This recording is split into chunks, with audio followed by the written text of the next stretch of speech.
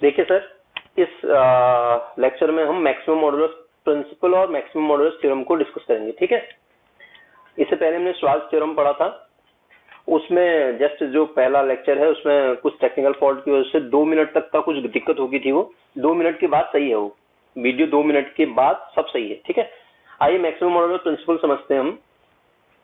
देखिए maximum modulus principal, पहले principal समझा रहा हूं मैं आपको। मैक्सिमम मॉडुलस प्रिंसिपल ये क्या कहता है? मैक्सिमम मॉडुलस प्रिंसिपल और थ्योरम दोनों कहती हैं कि मैक्सिमम वैल्यू किसकी, मॉड एफ जेड की बाउंड्री पे लाई करेगी। मॉड एफ जेड की मैक्सिमम वैल्यू कहां पे लाई करेगी? बाउंड्री पे लाई करेगी, बस इतना ही है।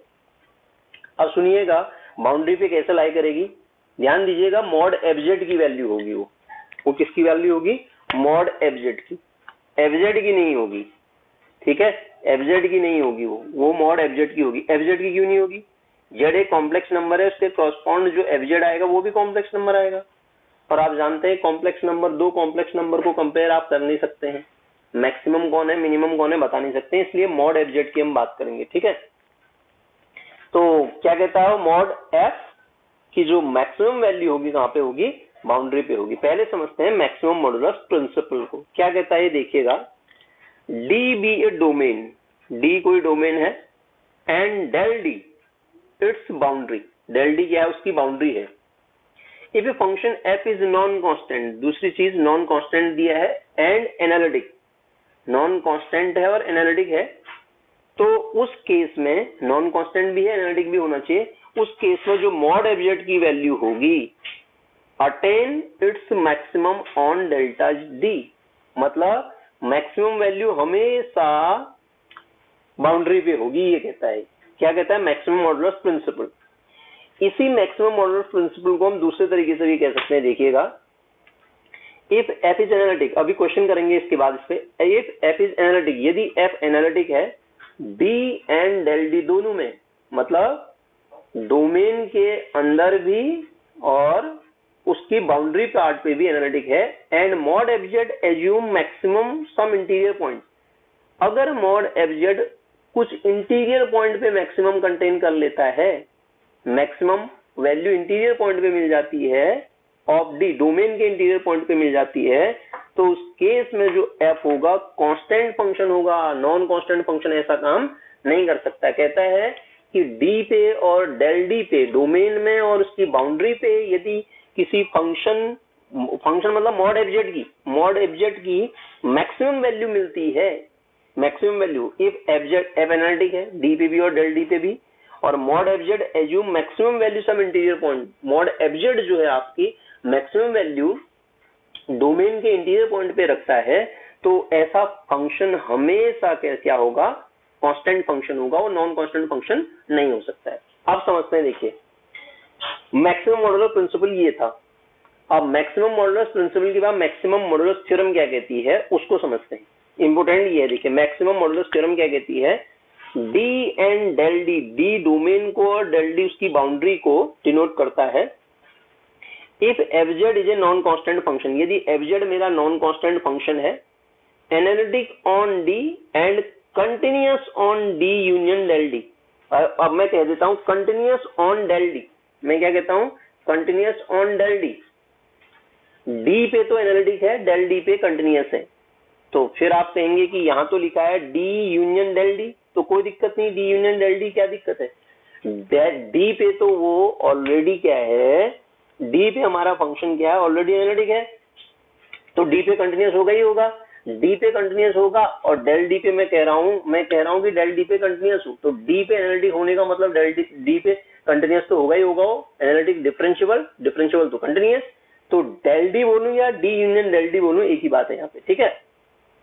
कहता है डी डोमेन और डेल डी उसकी बाउंड्री है, अगर कोई नॉन कांस्टेंट फंक्शन है, डी पे एनालिटिक है और डेल डी पे कंटिन्यूअस है, तो तब भी आपका जो मॉड एफ जेड है मैक्सिमम वैल्यू को डेल डी पे ही रखेगा, मैक्सिमम वैल्यू को बाउंड्री पे ही रखेगा। अब ध्यान दीजिएगा, अगर मैं कह रहा हूं आपसे मैक्सिमम वैल्यू हमेशा बाउंड्री पे मिलनी है, तो हम अंदर वाले पॉइंट को चेक नहीं करेंगे।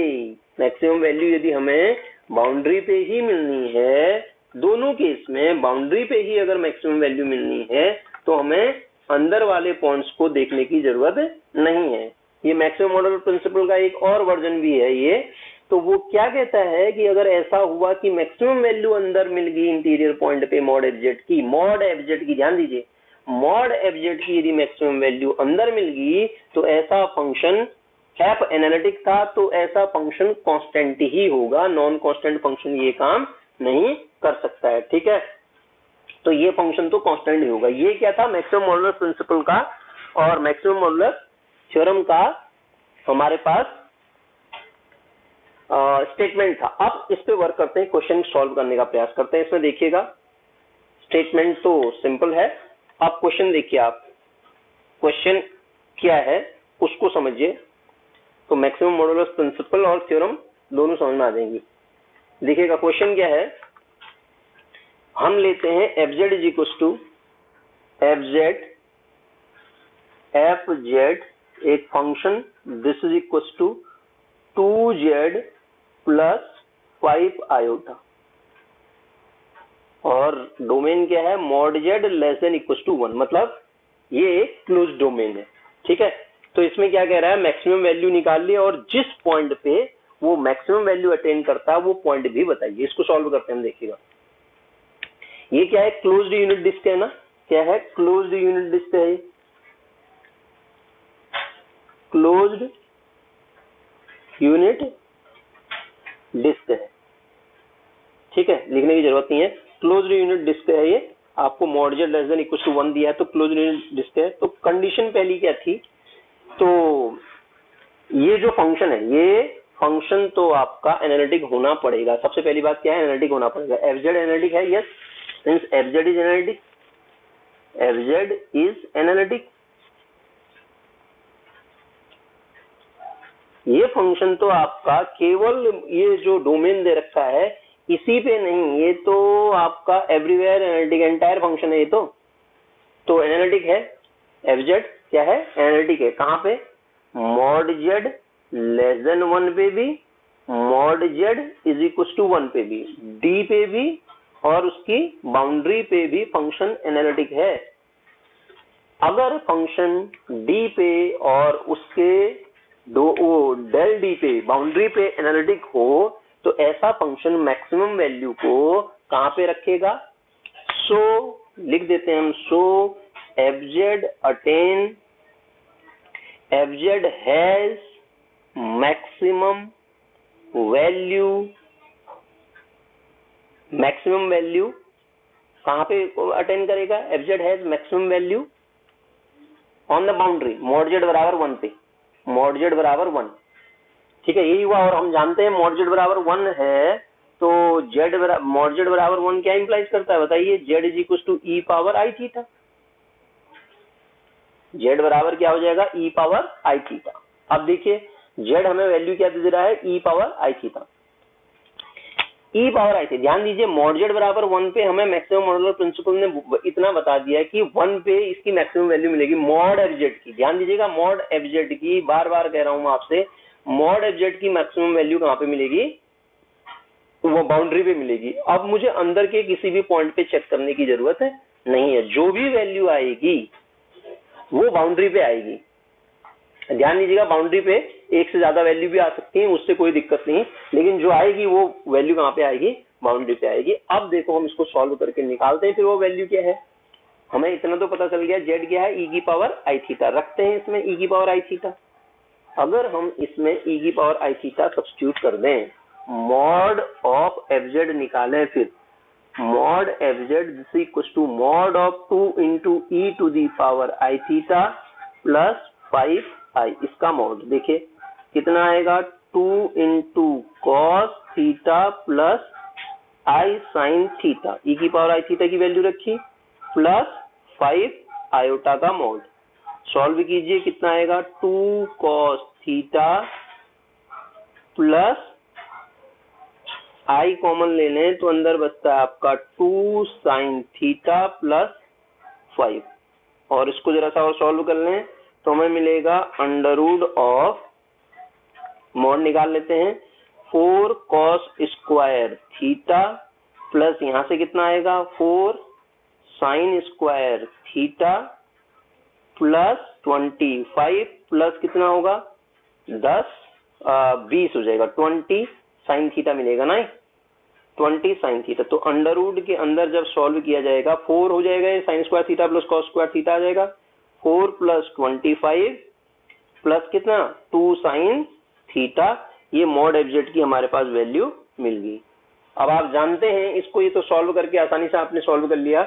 तो अब आप जानते हैं कि ये आपको मैक्सिमम वैल्यू चाहिए, तो मैक्सिमम वैल्यू के लिए साइन थीटा की मैक्सिमम वैल्यू कितनी होगी 1। साइन थीटा की जो मैक्सिमम वैल्यू होगी वो 1 होगी। तो मैं निकाल देता हूं। तो मॉड एफजेड मुझे जो मिलेगा अंडर रूट ऑफ मैक्सिमम के लिए ध्यान दीजिएगा 429 तो ये हो गया 29 2 साइन थीटा ना, ये कुछ गड़बड़ आ रहा है 20 साइन थीटा था ना, 2 नहीं 20 साइन थीटा था 29 तो ये हो गया plus 20 this is equal to 7 आ जाएगा। वैल्यू कितनी आ जाएगी 7 आ जाएगी। तो मैक्स हमें क्या निकालना है मॉड एफजेड की मैक्सिमम वैल्यू निकालनी है। वो क्या आ गई 7 आ गई। हमारे पास ये डिस्क दे रखी है यूनिट डिस्क, और हमें इतना तो पता है कि बाउंड्री पे वैल्यू मिलेगी, और वो वैल्यू कितनी मिल रही है 7 मिल रही है। अब अगर मैं बाउंड्री के पॉइंट्स को लोकेट करता हूं तो लोकेट करके ये मिलेगा मुझे 1, ये क्या हुआ आपका आयोटा, और ये क्या हुआ -1, ये क्या हुआ माइनस का आयोटा।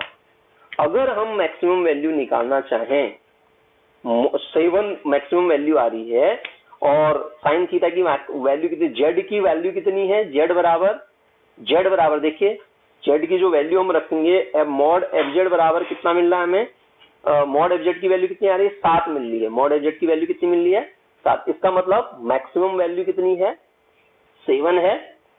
किस पे जेड बराबर ई की पावर आई थीटा पे। अब जब हम इसको सॉल्व करें sine theta is equal to जब 1 रखते हैं, हमारे पास कब मिल रहा है ऐसा जब साइन थीटा को हम क्या रखते हैं 1 रखते हैं। Sine theta is equal to 1, तो sine theta is equal to 1 रखेंगे तो थीटा की वैल्यू जो आ जाएगी वो कितनी आ जाएगी π/2। ध्यान दीजिएगा मैं फिर बता रहा हूं आपको कि वैल्यू जो है एक से ज्यादा हो सकती हैं, लेकिन जो वैल्यू मिलेगी बाउंड्री पे ही मिलेगी। वैल्यू जो मिलेगी बाउंड्री पे ही मिलेगी। थीटा की वैल्यू कितनी आई यहाँ से π/2। थीटा इज इक्वल टू π/2 का मतलब π/2 कौन सा होगा π/2 ये है, ये आयोटा वाला होगा ना iota. Theta is equal to π/2, तो जेड ई की पावर आई थीटा रखा हमने, तो जेड बराबर कितना आ जाएगा जेड बराबर ई की पावर आई π/2 रख दीजिए। थीटा π/2 जब हम रखेंगे तो ये जेड की जो वैल्यू आएगी कितनी आएगी बताइए आई आ जाएगा। जेड की वैल्यू कितनी आ जाएगी आई। जेड की वैल्यू हमें कितनी मिल जाएगी आई मिल जाएगी। थीटा साइन थीटा की वैल्यू 1 रखी, एक वैल्यू निकाली ना। मैक्सिमम वैल्यू एक से ज्यादा हो सकती है, फिर दोबारा बोल रहा हूं मैं मैक्सिमम वैल्यू जो है एक से ज्यादा हो सकती है, लेकिन जो मिलेगी वो बाउंड्री पे ही मिलेगी। अब इस पे अगर इस आई पे अगर मैं मैक्सिमम वैल्यू निकालना चाह रहा हूं तो देखिएगा कैसे निकालूंगा। एफ ऑफ आई का मॉड निकाल लिया। मॉड ऑफ एफ ऑफ आई कितना आएगा mod of 2i plus 5i कितना आ जाएगा 7 ही आ रहा नहीं आ रहा है। तो किस पे अटेंड करेगी आई पे अटेंड करेगी, और मैक्सिमम वैल्यू होगी कितनी 7 होगी। तो हमने ये पढ़ा कि अगर हमारे पास कोई फंक्शन है, इस फंक्शन के लिए मुझे निकालना था कि इसकी मैक्सिमम वैल्यू कितनी होगी और वो जो पॉइंट है वो कहां पे होगा। दोबारा मैं जरा समझाऊं आपको। F z 2z plus 5i mod z less than equal to 1 unit disk पे दिया था और डिस्क ऐसी थी क्लोज थी। हमें इतना पता चल गया mod z is equal to 1 क्योंकि बाउंड्री पे ही वैल्यू मिलेगी, अंदर तो मिल नहीं सकती है। ये एनालिटिक फंक्शन है, this function is entire function. Analytic है वो एवरी, तो पूरे कॉम्प्लेक्स प्लेन में एनालिटिक है, तो इस डोमेन में भी एनालिटिक होगा ही होगा। अब फंक्शन आपका एनालिटिक है, फंक्शन क्या आपका एनालिटिक है, एनालिटिक फंक्शन है तो उसकी मैक्सिमम वैल्यू हमेशा बाउंड्री पे मिलेगी। तो मॉड जेड बराबर 1 पे उसकी मैक्सिमम वैल्यू मिलेगी, और मॉड जेड बराबर 1 अगर मैं निकाल रहा हूं तो जेड कहां मिलेगा मुझे ई की पावर आई थीटा।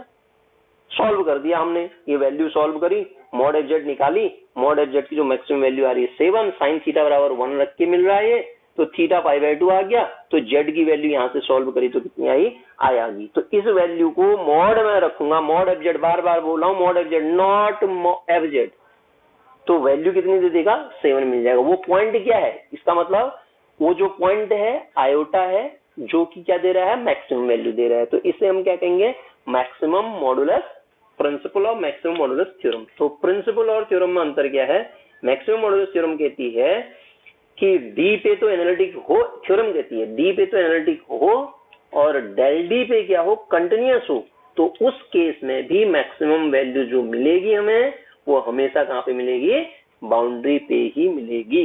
इसे कहते हैं मैक्सिमम मॉडुलस थ्योरम। ठीक है।